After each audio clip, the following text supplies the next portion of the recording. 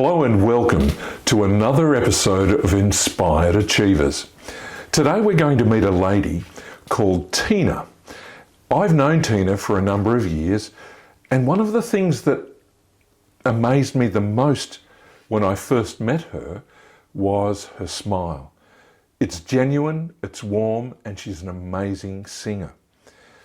We're going to discuss today a little bit more because there's much more to Tina's singing than just her singing. And we're going to discuss a little bit more about what she's done, where she's going, and her hopes for the future. So without any further ado, I'd like to introduce you to Tina Bangel. Hi, Tina. Hi, Craig. How are you? I'm really good. I'm really excited to be on your it's not a podcast, it's a program, podcast. Someone has asked me to do a podcast. Yeah. And I think you're interested in that too. Yeah. Well, I am a podcaster, so you can kind of take what you have on film and then add the audio to the podcast. So yeah. But thank you for asking me to be on your show. It's really an honor. Well, the honor is mine, primarily because I saw you initially as a backup singer to many famous Filipino artists, and you've gone on to do so much more, and which I'd like to talk about today. But share with us, if you will, where did you start? What were your early influences in music? So I actually started late. I started when I was 19. Okay. And I went to a friend's house and I walked into her room and I saw these lyrics on her bed, Love is in the Air lyrics. And I was like, what's this? And she goes, I'm doing singing lessons. I'm doing singing lessons in Blacktown, and I'm gonna just try it out. And I was like, oh, that's so cool. And so I said, oh, do you mind if I come? And she goes, yeah, come to the lessons. And that's where it all started. So that next week, the following week, I went and did singing lessons at a school called Tamworth Academy. So it was a performing arts school, and that's where it all started. And I did talent quests from there. The singing teacher at the time said, let's prepare you for these talent quests. And so that's how I got started. And the principal of the school said, okay, we're going to enter you in the Sydney Circuit talent quests. And at first I wasn't winning. And then eventually I kind of got to know how, to perform on stage and choose the right songs. And then from there I was able to get jobs. Like there were agents that were watching the talent quest, the finals, and then they asked me to be part of their shows, and that's how it all began. Wow. So you started winning some competitions. Yeah. You learnt the craft. Yes. And then you started getting opportunities, gigs. Yeah. How did you get into backup singing? So, my very first backing vocalist event was with who was it? Pops Fernandez. Lovely. And a friend of mine who I grew up with at school, he just sent me a message on Messenger and said, do you do backing vocals? Because we're doing this event, and Pops Fernandez, Vina Morales, and a few other artists, we're going to be holding a concert at Homebush. And so I was like, oh, I've never done it before, but I will go and find some people that we can work with, and then that's how it got started. And then from there, I was asked by Nita Christian to do backing vocals for other artists as well. So yeah, that was fantastic. For those who aren't aware, Pops Fernandez, a very famous Filipino singer. Yeah. So what was it like? Were you nervous? I think we were more excited because it was just like a new experience for us. Because it was just exciting to be able to learn how they, entertain the crowd, and just it was like we were in the front row seat of their concert, yes. And it was just I think the most exciting thing was to be able to watch how their process is to entertain. Like what are the behind the scenes? And there's so much more going on behind the scenes. And yeah, that's something that's interesting to me. Yeah. So yeah, it was lots of fun and funny. Before that happened, before I was asked to do backing vocals, I have normally a vision board. I created a vision board, and one of the pictures that I have on my vision board was this lady who did backing vocals for Tina Turner. And she had a guitar. She's sitting on the floor with her guitar, and she's just like, I quit acting because I wanted to be a backing vocalist for some famous person. And then she ended up being a backing vocalist for Tina Turner. And I put that on my vision board, and I said, one day I'd love to be a backing vocalist for a famous person. And then it happened, so. Well, I think you said famous person. We should change that to famous people. Yeah. And I didn't realize that was going to be my direction.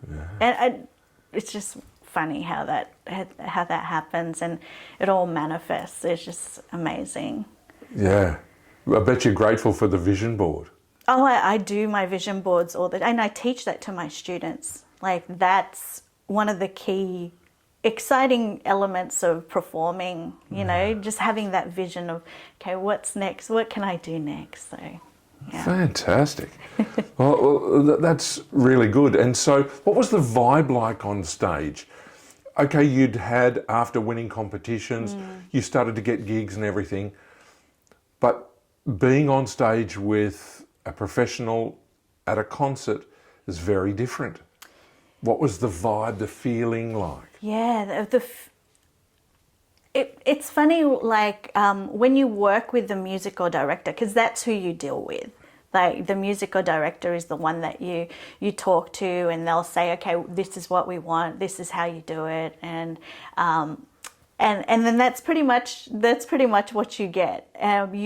Before, like months before, you get the music, and sometimes even the week before, you get the music, and they'll tell you, this is what you need to learn. This is a guide that you need to learn how to, you know, the backing vocals, and then you show up, and they don't sometimes go to the what do you call it, the rehearsals, because if they're tired, they won't show up, and then you'll just deal with the musical director.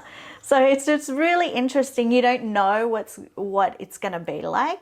At the end, you don't have really much communication with the artist, because they're just focused on what they're going to do, and sometimes they want to rest, they don't want to talk to anybody, and they want to save their voice. So the only time that we get to talk to them is sometimes during the rehearsals. That was with Martin. He was very friendly that way. But other times, you know, they'll just say hello, and then they'll just do their thing. And then after, when we finish the concert, that's when we get to talk to them or hang out with them. Like with Vice Gunda, he was very much he just did his thing, sound check, and then went. But then he treated all the band and all the people that worked with him.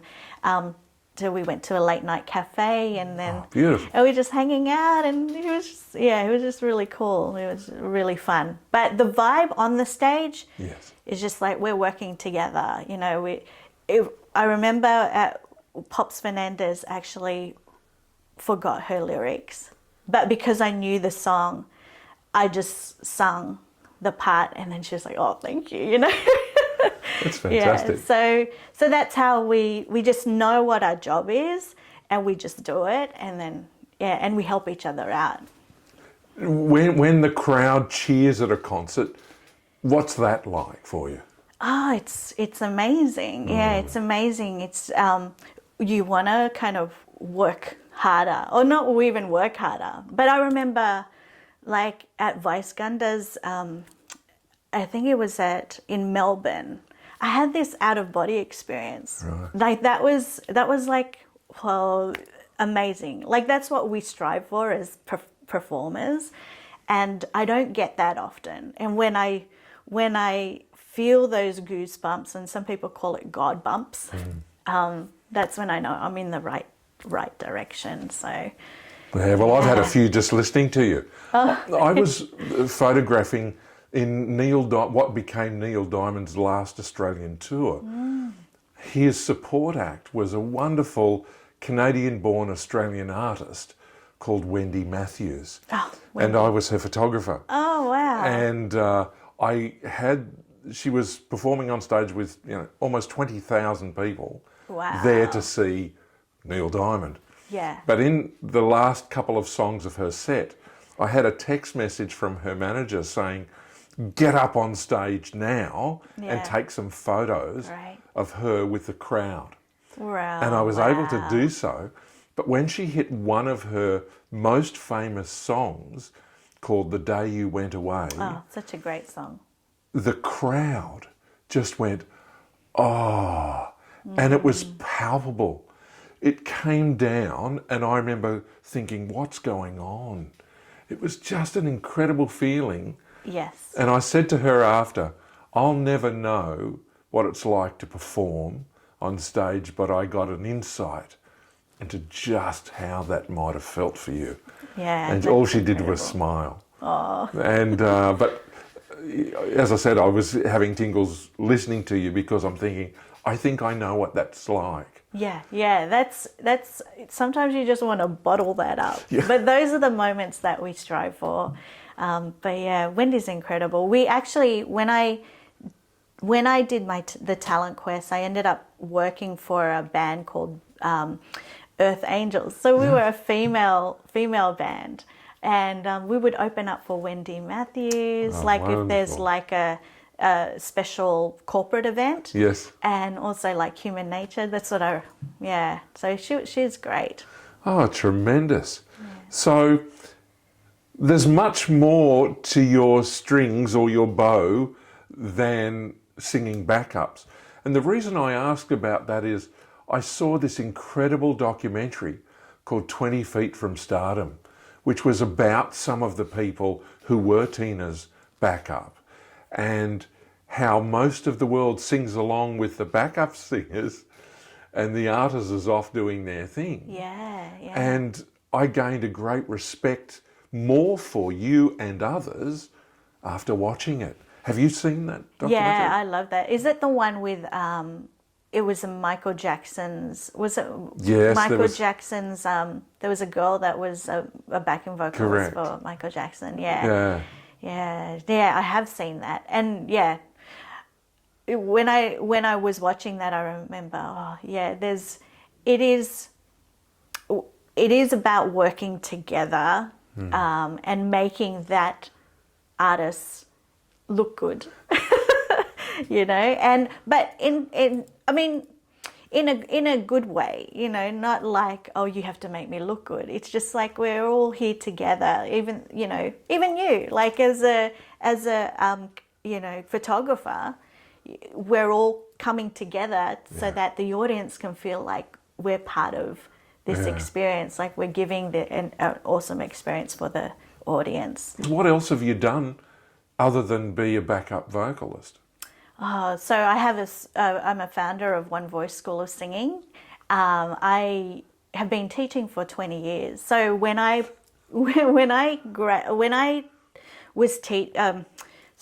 was part of Tammy Worth Academy, yes, the singing teacher at the time left, and she went and she had other, I think she went into teaching full time she was like, the principal of the school was like, oh, do you know anyone that can teach singing? And at the time I was probably already in the singing school for about a year or more. And I was like, can I have a go? Can I teach the singing for you? And she said, okay, yeah. And then that same, 2 weeks after that, I actually enrolled myself for the Institute of Music, the Australian Institute of Music. So then I studied more about the voice and performance in the contemporary field. So that was my that was my entrance into more music and more singing.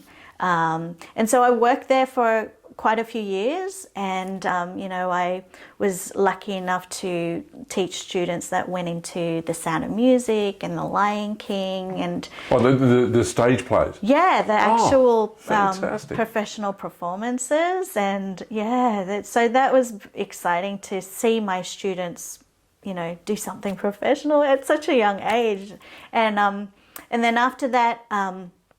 I got really busy because I ended up being with a band called Midnight Sun. So Midnight Sun was owned by a man called Gordon Hunt. He was the guitarist for Sade and Billy Ocean in London. So he and his wife created Midnight Sun, and his wife wanted to go and be a mum full time.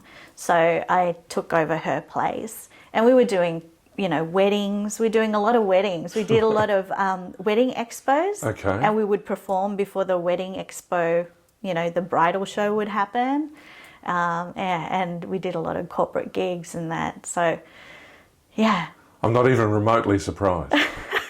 They had a great vocalist. Oh, but that's where I learned how to make music a business. That's where I decided, wow, he's doing so well. His wife was making calls and he was running things so smoothly, and he was planning to get the Midnight Sun, because we were getting gigs 3 times a week and lots of gigs, sometimes 2 times a day.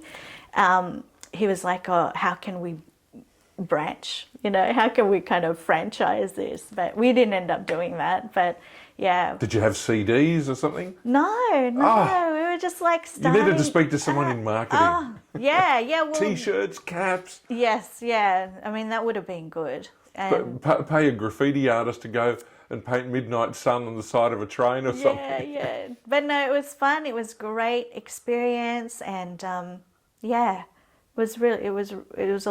that's where I really learned about how to take music professionally and treat it like a business. Wow. So I'm assuming One Voice is a studio as well. Yes, this is it. So it's I teach from home. Right. And I made it like that because I didn't want to. I had hired community halls before, but then it was just a way to be at home and be with my family and make sure I was home for my son when he came home from school. And it was that was the whole idea of it. That's fantastic. You've kept it in-house and you've saved a small fortune too. Yeah. So you've had a great deal of success with people that have gone on to major stage plays and productions. What else did you do? Oh, what else? So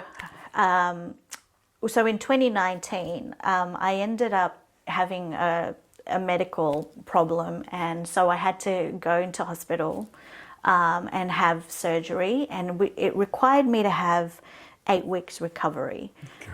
So in that quiet, I couldn't do anything, couldn't go out, and couldn't wash the dishes, couldn't cook. And in that quiet, I actually came about, my children's book came about. So I was inspired by my mum, which is my son's Lola, and the children's book My Lola came about. And I was able to create that, just write the story, connect with the illustrator in the Philippines, and then COVID hit, and I was like, okay, I was going to plan to have physical books, and it ended up selling it as an ebook online, and so many people bought it overseas from America. Someone shared it on Instagram, and then they were like, everyone was sharing. It went viral. And then I woke up one morning and I had you made a sale on my phone. And I was like, oh my God, it's really touched people's hearts. And it's remarkable because I was just like, what am I going to do during this time? I'm not able to sing, I'm not able to teach. So I ended up creating that book because I was inspired by how my mum cooks all this delicious food and then brings the family together through her food, you know. Well, it's a pursuit that brings many families together irrespective of nationality. Yeah. You know, food and family, they just gel so well. Yeah. So that was exciting, and that's something that I knew I wanted to write a children's book. Like that was one of my vision, you know, on the vision board, but I wasn't sure what it was going to be. And was it a big outlay in cost initially? No. It was I just paid the illustrator, and it wasn't a huge outlay. And so therefore it wasn't a huge gamble. No. But what was it like putting yourself out there on the World Wide Web? Well, I've been putting myself out there in terms of, you know, podcasting and and my students as well. So it was a gradual thing, you know, but sharing, I think that's what I learned, is like sharing your true self and all that you are is, I don't know, it Brings rewards. It does, yeah. Unexpectedly. And being your authentic self. Like I never really got what's that authentic, you know, that authenticity. When people use, like coaches would say that, but yeah, I think this is my direction now. So from there, I created original music, and and so it's exciting to see what's going to happen with this. So, and then I started creating YouTube videos on my One Voice School of Singing YouTube channel. And so I've got little, you know, songs that are popular already and some original songs. And so I've used the backgrounds of the illustrations from my book and use that for... You've created videos. Yeah, videos. So what we're going to do is the book still available online? Yeah, so it's available on Amazon, wherever you buy books. So okay. The physical... So what we're going to do is put the link down below so people who want it can go and get it. And they're advised. And I want to also put down your contact details for One Voice, because there could be people out there going, I want my son or daughter to learn. Yeah. So I teach on Zoom or on Fantastic. face-to-face. So I've got a few students from Canada, which is exciting. Yeah, it's really fun to be able to reach more people. But also, because I've created the book, I've been able to create online courses as well for music. So there's kids as young as 3 years old taking the music course that goes with the book. So wow. Yeah.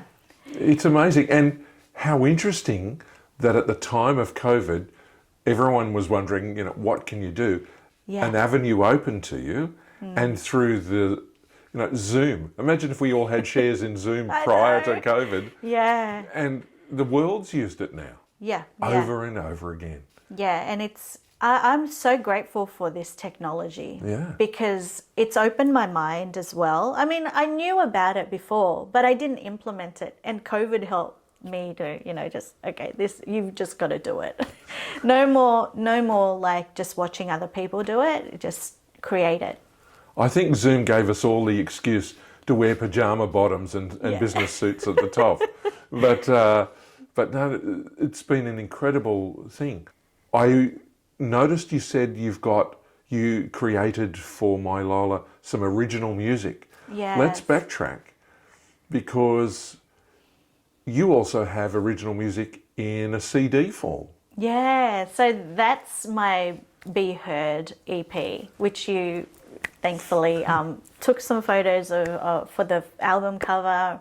And really, really grateful for you for doing that. And also you came in and took photos of my launch as well. So thank you so much. Well, it was a great thrill, firstly to be asked, but I got the opportunity to see you in a different way. And I don't know if you were terribly comfortable. This is your album, and Yeah, no, I wasn't. I no. wasn't. It was like, okay, I wrote all these songs, but then what do I do next? You know, yeah. But now I know. Looking back on it, like now I know, okay, yeah. Yeah, but it's all a process. It is. Yeah. I've really been gratified. I've helped create almost 27 albums for different artists around the world. Wow. And it's been a great thrill to see and help people's concepts come to life.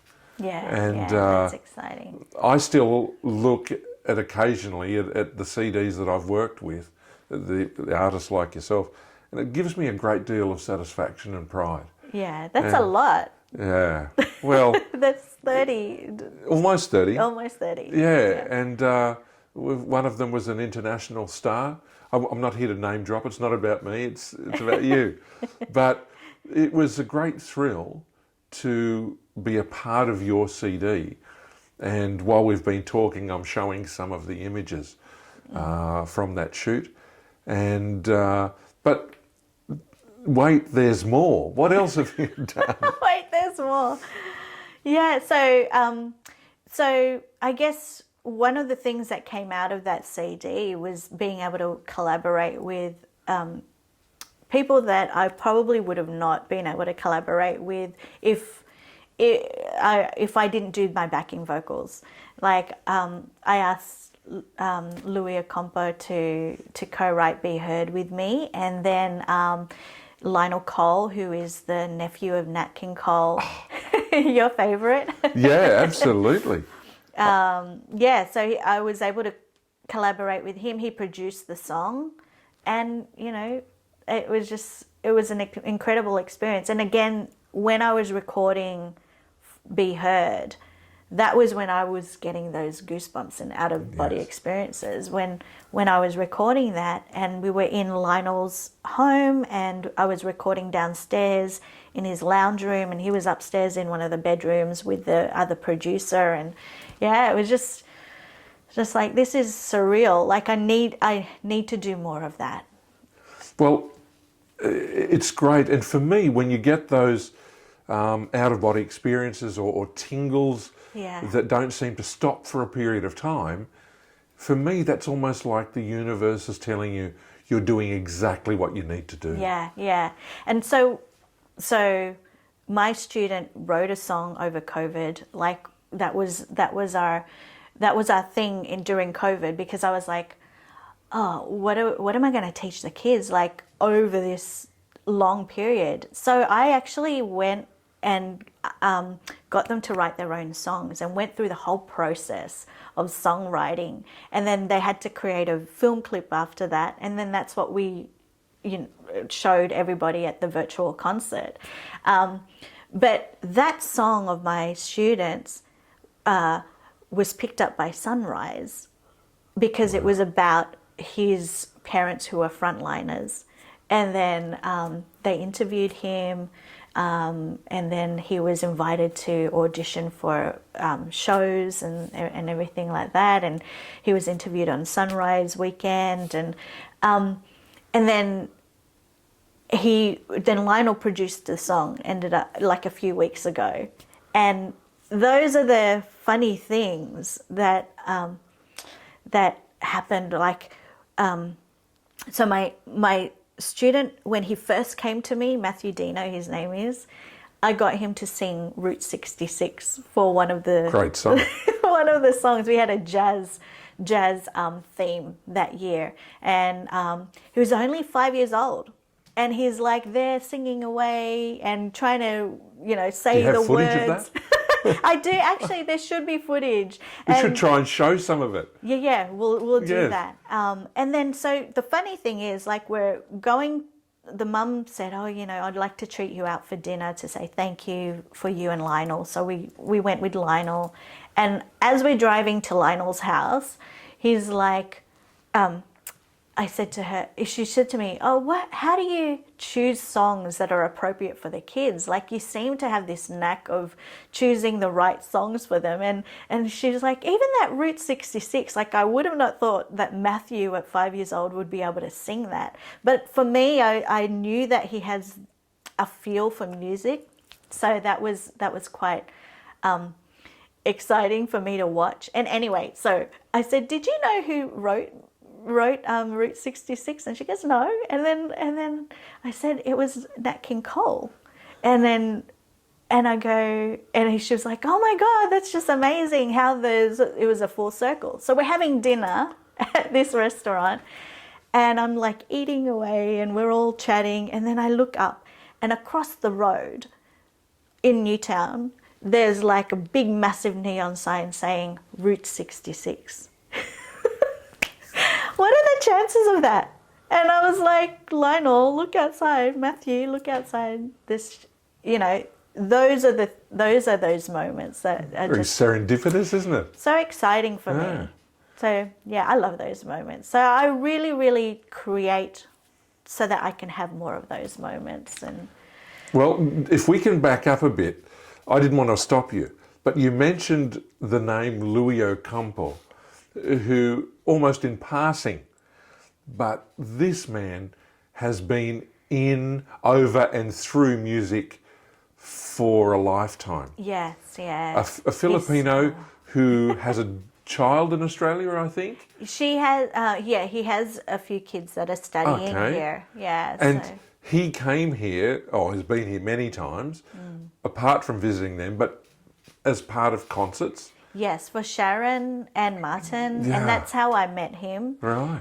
It's so humble and so giving Very. and generous, and he was nice enough to mentor me a little bit, and then we ended up writing the Be Heard song, which was really exciting. Yeah. Well, again, it's just those little moments that open up bigger windows for you. Yes, And yeah. he's a nice person to have on your team.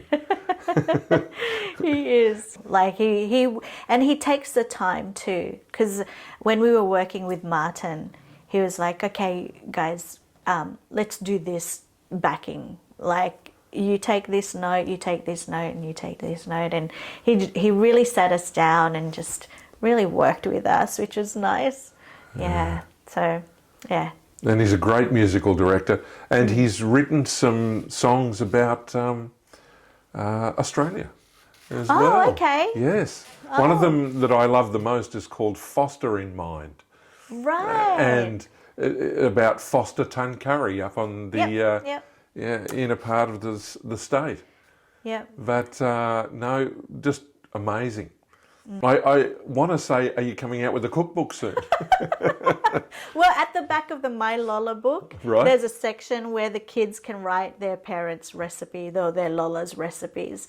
So yeah, I'm really excited because this coming Mother's Day, I'm going to hold my very first live music and movement experience for toddlers. So from 18 months to 5-year-olds, and they bring their mums and their Lolas, and I get to sing to them, and we do instrument exploration, and then just sing some of the songs that I wrote with the book. Oh, that's tremendous. And so we're going to have a section at the end of this short video of all the ways that people can get in contact with you or affiliate with your book or whatever. And so is there anything else on the horizon? So on the horizon, because I did my YouTube videos, a lady who I used to teach her children singing, and now they've gone on. One of them's already, she's studying at the Con now. Wow. So yeah, I'm really, really proud of her. So she invited me to teach a music program at her early learning center. So now I'm teaching music and some of my original songs there. And so once a week I go there and teach the toddlers and the preschoolers. But eventually I really want to make more courses to reach international families. Well, now that you've had a taste of your telephone every morning going bing, bing, Yeah. you've made a sale. Why not expand that even further? Yeah, because a lot of my followers are actually from America. There you It's go. really interesting how the Filipino, like they're really promoting the Filipino excellence. Like, they're just really uplifting a lot of the Phil-Am community there, and that's kind of rubbed off onto me as well. Oh, fantastic. But everyone loves their kids and everyone wants their kids to have the best opportunities in life. And you're one of those opportunities that allow them to do that. So that's fantastic. When you've been talking, I've been thinking a little bit like the Wiggles, which are one of Australia's biggest exports that very few people think about. These are the only Australians ever to be asked to appear in the Macy's Day Parade in America. Oh, right, yes. Now, not once, but a few times. Yeah. And they've got early childhood learning centres around the place. They've now branched out into Asian Wiggles. Okay, yes. And so you never know where your school and influence may just go. Exactly. But I have my mentors to thank for that, and they're Tina and Mark Harris from Lala, the big live band. Wow. So they work sometimes with the Wiggles as well. Yeah, so right. because I have a background of a program called Kinder Music, that's how we knew each other, me and Tina. We connected over 10 years ago through this program called Kinder Music. So she is now mentoring people on how to make and create videos. And then it just kind of happened that my children's music is the thing that I want to pursue, and courses that come with that. I know there was an American and his wife called, the American man was called Arthur Murray, and they formed the Arthur Murray Dance Studios, which filled most of the Western world, and they lived in America. So we just don't know where your opportunities may extend to. Yeah, and because we got the one voice, this program is called Little Voices. So, fantastic. Yeah, so we're just kind of inspiring the little ones, but also giving the parents ideas on how to help their kids thrive and become better learners. Well, for a lot of people, a lot of kids, they aren't always studious or wanting to study. That some may not even have a desire to pursue any academic study. But music, it changes and affects everybody. Yes. I have a son with a disability. Have you had any experience with disabled children who embraced your music and want to learn more? Yeah, I've worked with private one-on-one sessions with people with disability, which has been really lovely to see. They get excited, you can tell in the way they move their body that, okay, it's music time. Yeah, so it's been really wonderful to be able to give that to the kids. Music is just, it changes people and it changes attitudes.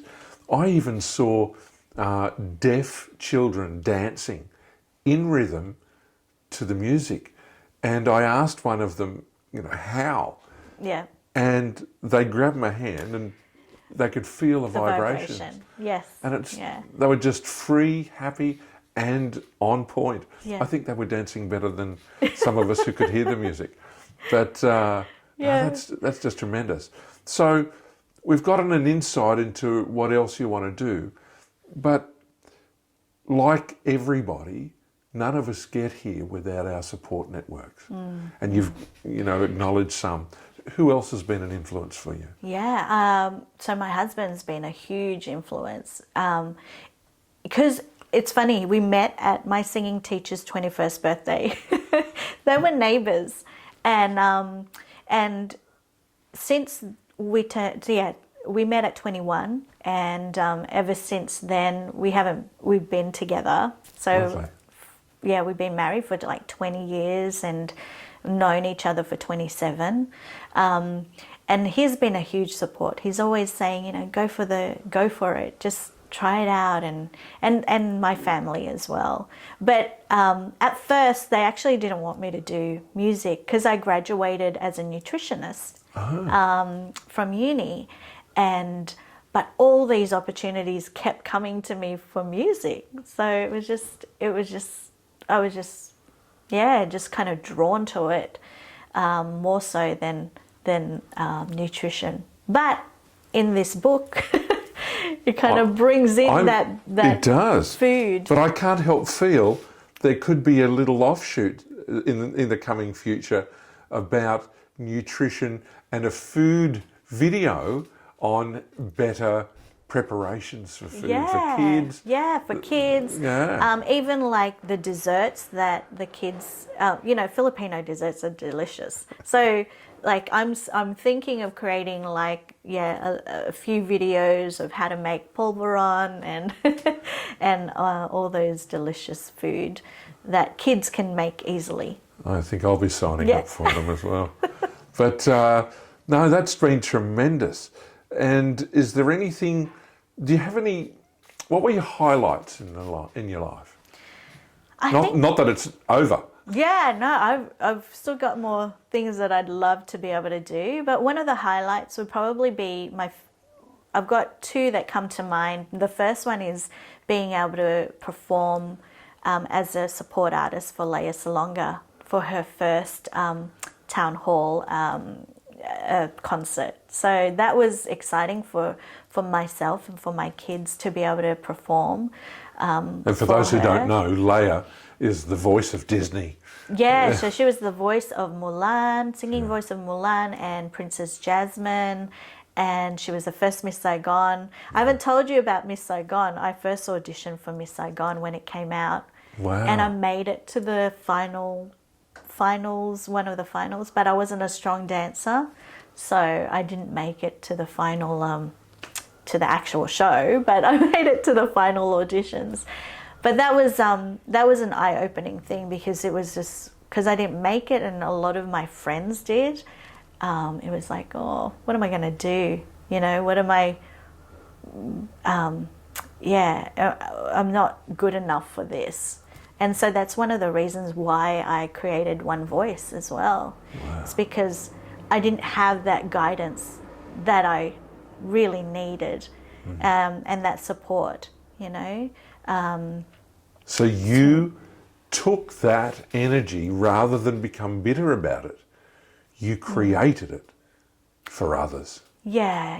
Wow. That was my passion because it was like a lot of my family members and friends weren't in the industry, you know. They weren't. I could learn how to sing, but then what do you do, you know, to make it a profession and be successful at it? And that's something that I was kind of passionate to learn. How do I do that for other kids and for Filipino kids? Yeah. You know, because now that I look back on it, like there weren't that many opportunities for someone, you know, a Filipino like me, to be on Australian TV, unless you were on New Faces. I remember New Faces. Yeah. And now The Voice. Yes, yeah. And so, you know, that's something that I really wanted to help kids, young kids, to develop just their confidence and to be able to express themselves without feeling guilty, you know, or finding themselves. So that's what really music has done for me. No, that's tremendous. Seriously. Where did One Voice, the name, come from? Okay, so Leia Salonga, right? She had, my very first album was Leia Salonga's Small Voice album. I got that when I went to the Philippines at 7 years old. And my auntie gave me this album, and she was 10 years old at the time. Wow. When she made that album. And I was like, oh, wow. I took it home and I listened to it every day. And there was one song that was from Barry Manilow, and she did a cover of it. At, 10-year-old voice singing one voice. So the lyrics to that is one voice singing in the darkness. And it's just like goosebumps every time I used to listen to it. And then when I opened up my school the first time, and I had quite a few students. I probably had about 9 students, and I said, okay, I'm going to have a concert at the Riverside Theatre in Parramatta. And the lady who took my booking, she goes, "What's your school's name?" And I go, "I don't know." I used to just call it Singing Lessons with Tina Bangel, Tina Reynoso at the time, and then. And our first song was going to be One Voice. So I go, I think I'm just going to write One Voice School of Singing. And that's how it came about. Fantastic. But the thing is that it comes full circle again, because I felt when we were able to do that support act with Leah Salonga, at 12 o'clock at night when we were all packing up, a friend of mine came out of the ladies' toilets, and she said, and I said to her, "Oh, where are you off to? And why are you here still?" And she goes, "I'm meeting Leah at the hotel." And so I was like, "Can I come?" And so she rang up Leah, and Leah had read my blogs beforehand, because I wrote blogs about how we were going to be the support act. And and she said, "Yeah, come." And so there were her, my friend, Leah, my friend, and Leah's friend, and we were all just hanging out till 2:30 in the morning. And poor Rob, this is how supportive he is. He goes, "Come on, just go, Tina." And Christian and I were waiting in the car. They were waiting there till 2:30 in the morning outside the hotel and just, sleeping. While we were there, she was having her burger, but without the bread, because she didn't want the carbs. Oh, really? Yeah, and then we were able to just talk, and it felt like, oh my God, that's incredible. Like, she's just A normal person. And yeah, that was a huge highlight for me. And then so a few years later, she had her opera house event, and she brought up my student up to sing A Whole New World with her, because I messaged her and I said, "Can you bring up Jared?" Because it's like, lovely. Yeah, it was like he was like turning 12. It's his birthday, and he practiced the song. So yes, he ended up singing with her, and it felt like my 7-year-old self was singing up on stage with her. It was just really very cool. Yeah, absolutely. And so, how many students have you had through One Voice? Oh, I've had quite a few. I probably, it would be up to like thousands. And wow. Yeah. Because it's been going for a long time. It's been going for a long time. I've had a lot of students. So, yeah. And this weekend, I'm going to a student's wedding. I'm one of the sponsors. Which is really a privilege to be able to, Well, I'm not covering it, so I won't see you there. Yeah, but it's been a beautiful journey to be able to touch people's lives. Even like having them from a young age at 4 months. Like I've had students doing the children's music program, and then coming into singing. It's just like, I watched you grow. Tremendous. So yeah, but the other highlight has been meeting Oprah.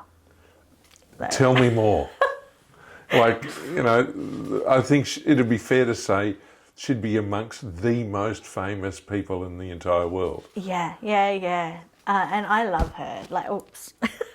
I love her because she's been the teacher, coming home from school and watching an Oprah show, learning from her guests. Like, that's just the ultimate masterclass, to be able to go and see her and ask her a question.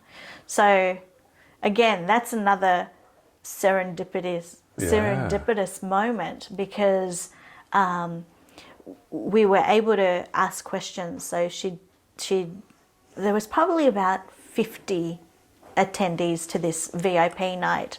So people were able to ask questions and have a photo with her.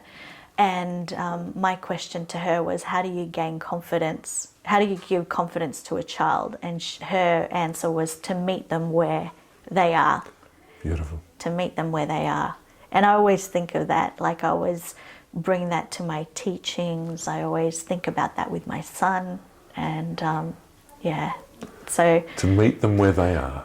Yeah, meet them where they are. So that's it. I actually... So the story was... So Oprah was going to come here, right, to do her show. Yes. And... I was in the audience. Oh, were you? I was. How did you get the lucky ticket? I did. Oh, that's so good. Yeah. Oh. And ended up, the person I was with ended up getting one of those pearls. The necklace. The necklace pearls, which was worth $400 or $500. Wow. Yeah. So she had a competition. Who do you want me to bring to Australia? And at the time, do you remember Charisse Pompengo? Yes. She was starting to become famous, and we made a video for her to bring Charisse to Australia. So I got all my students, we made a video that went viral because Leia shared it. And it didn't happen. So we had, at the time, this is the funny thing, right? We were having a concert at the Opera House the day before her tour.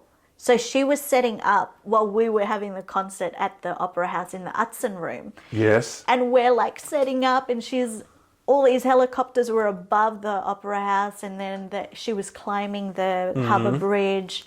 And anyway, so that didn't happen. She didn't bring Charisse over. She brought Jay-Z to a Bankstown school. Yes, correct. And then I was able to tell her when I met her that that's what happened. And anyway, we got to meet Charisse eventually because we were her support act when she came here and for her Blacktown concert. Wow. So anyway, I had to around the way. And Charisse performed with Celine Dion, I think, as well. Yeah. So you mentioned like one of my influences. Celine Dion has been a huge influence for me, and Mariah Carey. Yeah. So yeah, but that's all the things on my vision board. It happens. And believe it or not, Celine Dion came to Westfield Shopping Town in Parramatta and appeared. I don't think she'd do that now, but she did. We watched her in Las Vegas. Right. Because we went to Disneyland. Some of my students performed at Disneyland. Wow. And I was like, oh, let's go to Las Vegas. You have and photos watch of her. these, of course. Yes. Oh, yes. excellent. And it's on my vision board. Oh, excellent. We need to show some of them. Yeah, we'll do that. But yeah, that's been exciting too. So, for most people, we have a couple of highlights, but it seems that you've had more than your fair share. I hope I get more. Oh, of course. Well, keep manifesting them through your vision board. Yeah. So. And this is the whole purpose of why I wanted to create a channel. We no longer have talk shows in Australia, and I think we're a little poorer for not having them, because we got insights into people, and hence the channel name was called Inspired Achievers. And if that isn't you, I don't know what one is. Oh, thanks, So Craig. it's been fantastic to chat with you and gain a little insight more into what you do and where you're going. Yeah. And hopefully more of us will be following along and making it all good. So is there anything else? No, I'm just very grateful for you to chat to me and ask me all these questions. Because I think for a long time I've always been trying to find myself and whether I was worthy to be up on that stage or whether I was... But I think they're all coming it's all coming together. And I owe it to like the challenges that I had with that operation, because if that didn't happen to me, I would have not created this book. And then from that book, I've had other opportunities. Like just recently, during Harmony Day, I was able to represent the Filipino Australian community, and how was that? oh, it was amazing. I was able to talk about my migration experience. So at the Maritime Museum, they have like this monument called the Welcome Wall. So people, if you were an immigrant, you can put your name down on this special wall at Darling Harbour. And so they unveiled the new names a month ago, and I was able to sing 30 minutes before the ceremonies, and just share my story through song. And I was able to sing some of the Filipino songs as well, which was loved by Filipinos all around the world. So so that was great. I hope that happens again. Or it'll be fun too. I'd love to be able to win an ARIA award in the Put it on your vision board. Yeah, I've held one. Have you? Yeah, I have. I didn't win it. They look so pointy. Yes, very sharp. But no, it's a truly wonderful thing to be able to chat with you. No, and the pleasure has been mine, because what I've known about you has now been given some flesh, and what we have is a much clearer view. And I think we're certainly richer for having you in the country. Oh, thank you. No, well, as was manifest at the Welcome Wall and the Maritime Museum. So thank you so much for your time. No, thank you, Craig. Thanks.